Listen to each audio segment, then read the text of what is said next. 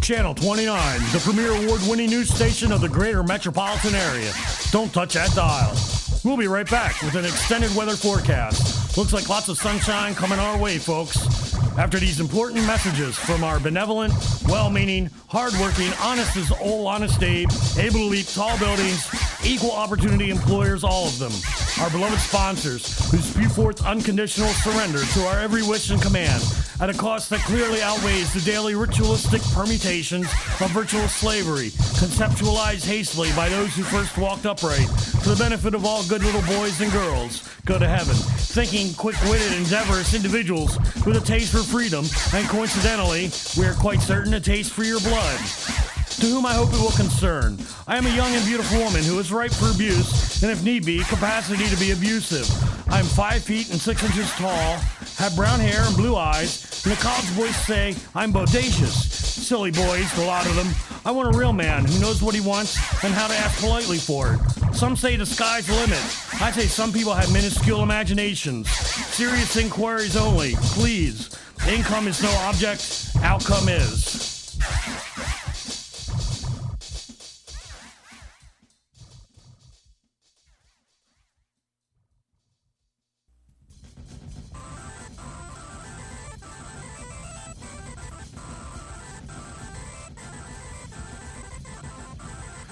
He rises and then collapses, spittle-sputtle into the hallway, breaking his fall into the arms of Dr. Cratch's superior staff of needle pushers and pill molesters, staring, smoking, consuming mortifications conceived daily in the morgue. Distant comrades share the community room with sweaty aerobics, calisthenics, prosthetics, waxing prophetics. Diamonds cut the tinted glass of nightfall, visiting armies of religious dictations, alcohol entrenched, focusing on a verb or perhaps a conjunction or two, fixing his bathwater with a certain relish heretofore unbeknownst to what passes for civilization. St. Domino's beckons you for a light and the usage of your ashtray, and your astrological meaning, and a catalog of lovers you never had. Quiet ejaculations define the nighttime ambiance. You can't recall arriving at the station. You're requested not to recall. Recollection is not recommended, and in certain instances, brings forth the excruciating punishment in accordance with the law. Book 'em, Dano, chimes a chorus of young boys as he admires his figure in the dressing room mirror. After perusing all the possible configurations of the spandex pants with the odd zippers, he decides that a purchase of the garment at this time would not be conducive to the stringent maintenance of his oh-so-tight budget.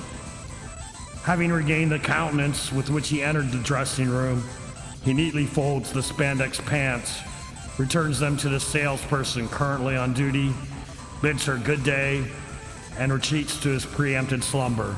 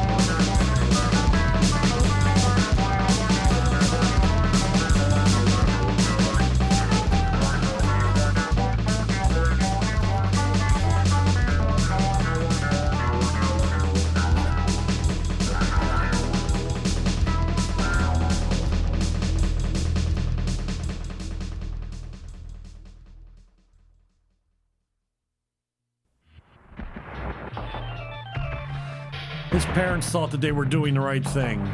The psychiatric ward would provide him with the care and attention that they no longer could afford. Besides, he would be well fed and seemed to be enjoying the company of his new friends. Prior to committing him against his will, God was he bullheaded about that one, they noticed that he had slowly evolved into a being quite foreign to them. In short, he had come to contradict what had seemed to be the most proper of upbringings. Well-established codes of conduct and behavior had long ago fallen by the wayside, coinciding with what he had proclaimed to be a soul-searching. How absurd. He would sit quietly for hours on end in his room, monitoring each breath and carefully cataloging and subsequently obliterating any thought that would occur to him. The silence was deafening. He'd even gone so far as to put an advertisement in the local paper which offered outrageous bargains for the entertainment system that had been amassed throughout various holidays and birthdays. What an ingrate. His parents stemmed the ungodly influx of phone calls by shelling out the necessary monies to have their number changed and classified unlisted. Even after having bought their son a veritable boatload of videotapes, CDs, and video games, the equipment sat unused, collecting dust in the corner of his room. After some adjustment on their part, they became tolerant of their son's behavior, and repeatedly thought, hoped, and prayed to God that this was just a phase.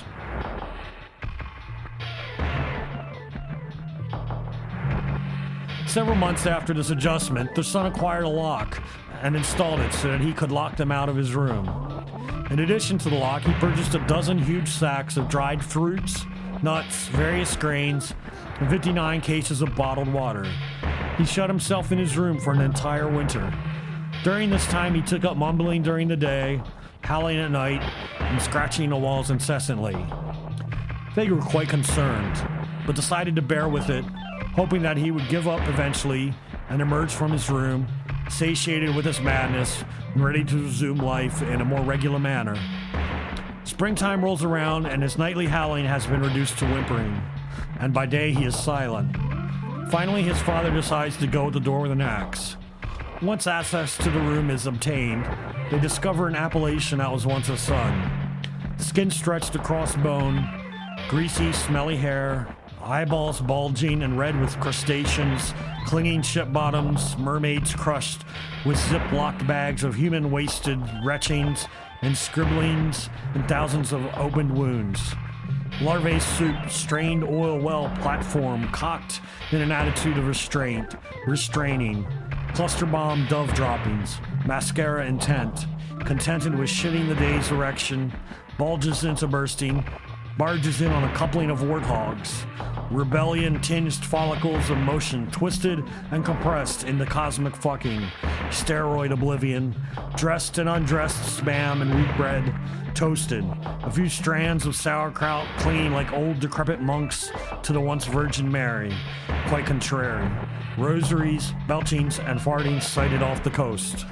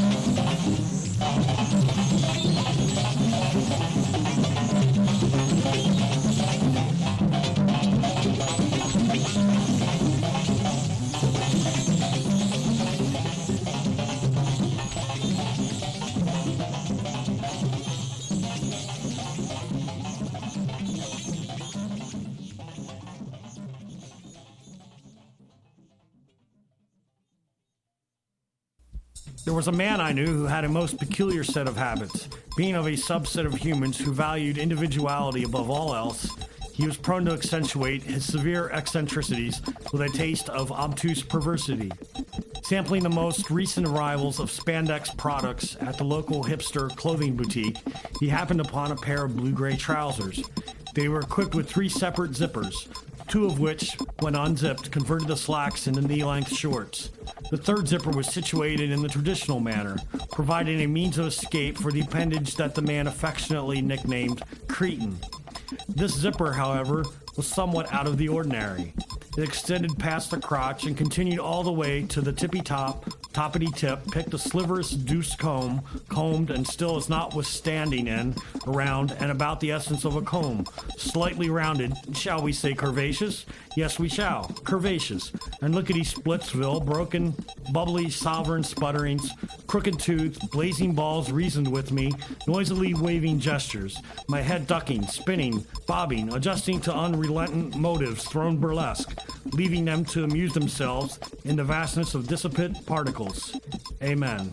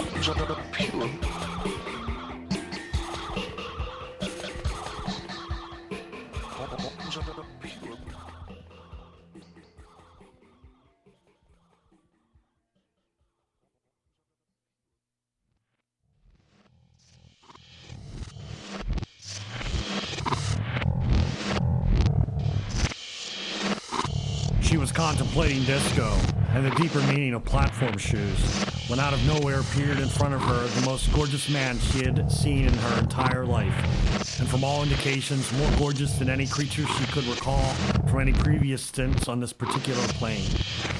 Unfortunately, as fate would have it no other way, at the time of this particular chance meeting, she was propelled by an automobile, and he, unlucky chap, was quite naturally on foot. As any sensible person knows, the human structure is ill-equipped to defend itself when confronted by moving objects weighing in excess of a ton, give or take a few hundred pounds. He was killed instantly, and boy was he a mess. He was all bloody with bones and various mangled innards rudely protruding out of his skin, and in full view of the public, who are quite unaccustomed to displays of this nature. She was horrified. She was petrified. She was afraid that she would start crying. She said to herself, what a nice lover he might have been. I just can't do anything right. She bid her date farewell, entered her apartment, and went straight to bed.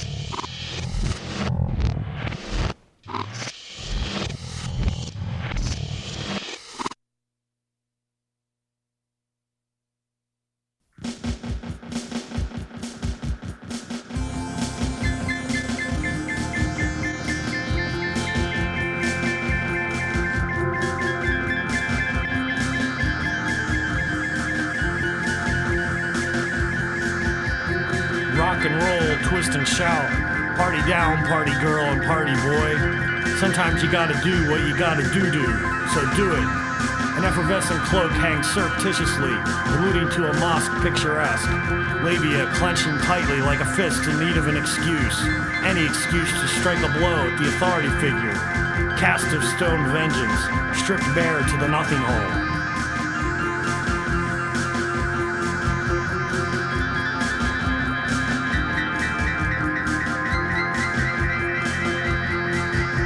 All the girls think he's a flirt, but other things he would do if only they asked.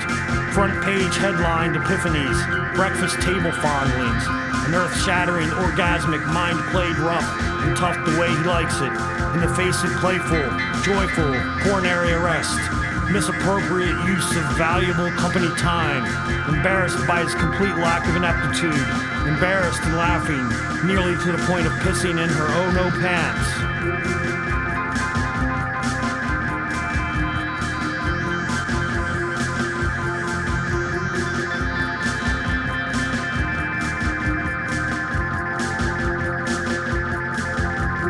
Wretched, howling sex need enters her soul, a rhythmically pounding a non-beat, resplendent enough to render the dead appealing, appallingly structured caressing his buttocks, numbly stinging and rosy, confirming both an erection and ample lubrication, oozing into and out of our sticky web, entangling neurosis, cling in response to the mother lobe, mothership, glistening with a common perspiration, circuits gone on overload. He looks both ways and walks across the street with undue, overpronounced caution, and with his sweaty, nervous hands, he fixes a dead toad with a tack to her door.